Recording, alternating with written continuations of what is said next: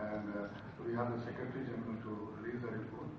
So we just start very shortly. Please remain in your position. And by the airports for the year 2011 in India. And if we look into the civil aviation carbon emission, the constituent is only 1% as far as the civil aviation in India is concerned, and as compared to the global average of 2%. So India is taking cognizance of the carbon dioxide emission and taking its initiatives and efforts towards it. We have just wait for our media friends to join us here, and then we should have the release of the report. Electronic media, and as we have the release, first I would like to request the Director General of Civil Aviation India, Shri Aviation, for his opening remarks.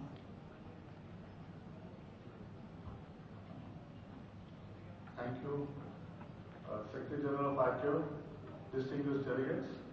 I would like to take this opportunity before this August gathering to present the first carbon footprint report of Indian aviation for 2011. Firstly, I would like to thank Secretary General for agreeing to unveil this report today. This report maps in a comprehensive and detailed manner the process for compiling and analyzing the data from all the major stakeholders of Indian aviation. This report will be a guiding document for us to frame a sustainable climate change policy and initiatives. This effort by India clearly demonstrates our firm commitment to containing the impact of a growing aviation sector on environment. We are also committed to work with ICAO to find a global solution to the challenges of effect of aviation environment. Secretary General, you may be surprised as well as happy to note that contrary to the popular belief that India and EU belong to opposite camps on environment issues, this report is a result of a very constructive partnership and cooperation program between India and EU under the umbrella of EU-India Civil Aviation Cooperation Project. I thank EU and the members of the EU team, which helped us not only to bring out this report, but are also collaborating with us in studies relating to noise mapping around Delhi Airport, as well as preparing a detailed climate change policy for India. Since a copy of the report is already will be given to you, I will not go into the details of the report.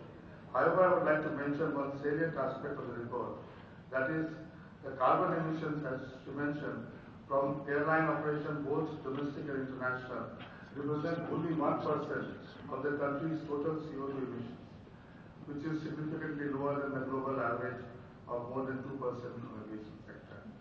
The report is also available on the BBC India website.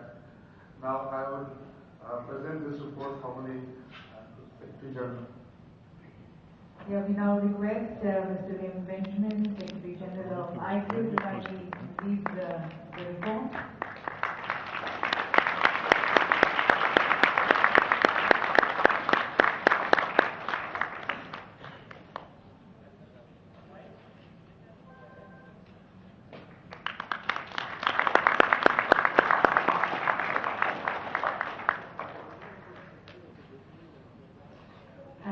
For the benefit of our friends from the media, we would like to inform you that gracing the dais is Mr. Raymond Benjamin, Secretary General ICAO, who just released the report.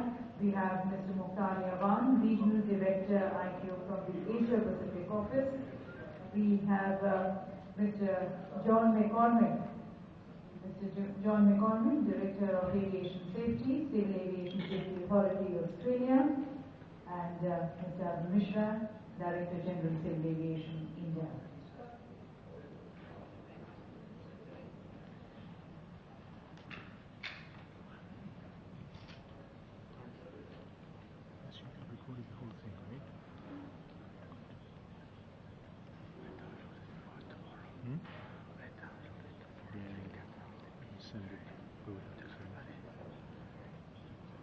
And now I would like to request Mr. Raymond Benjamin, Secretary General ICAO, for his remarks on this occasion.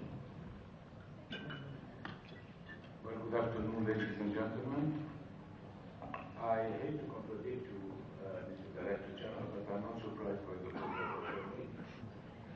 So, let me first take the opportunity to congratulate India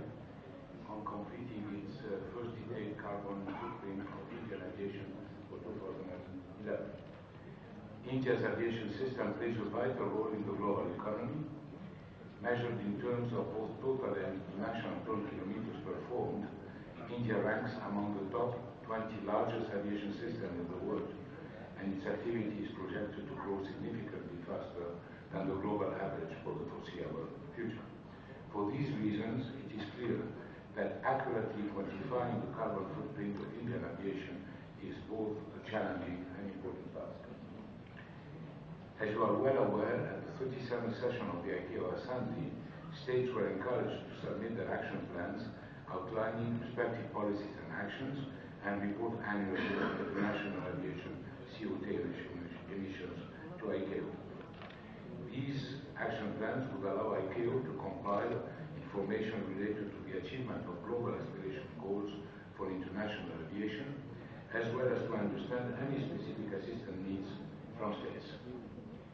The Assembly also requested the Council to provide guidance and technical assistance to facilitate the preparation of states' action plans prior to the end of June 2012, so that states could conduct the necessary studies required to voluntarily submit their action plans to ICAO. In response to this request, as you are aware, the Secretary has developed guidance material and interactive website and has conducted a series of training workshops around the world. India attended the training workshop held in Bangkok last May.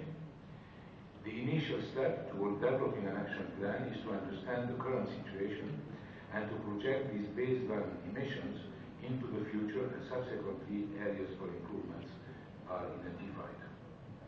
The carbon footprint of Indian aviation 2011 presents these two items and is the first step toward the development of an action plan on emission reduction for India.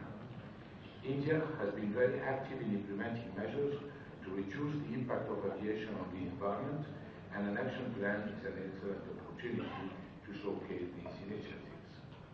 I would urge you to take the final step, that is identifying the measures to address those areas highlighted in the report where improvement could be made and submitting the plan to ICAO. The ICAO Secretary will be pleased to assist you in finalizing your action plan.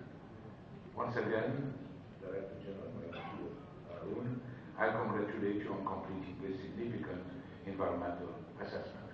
Thank you very much.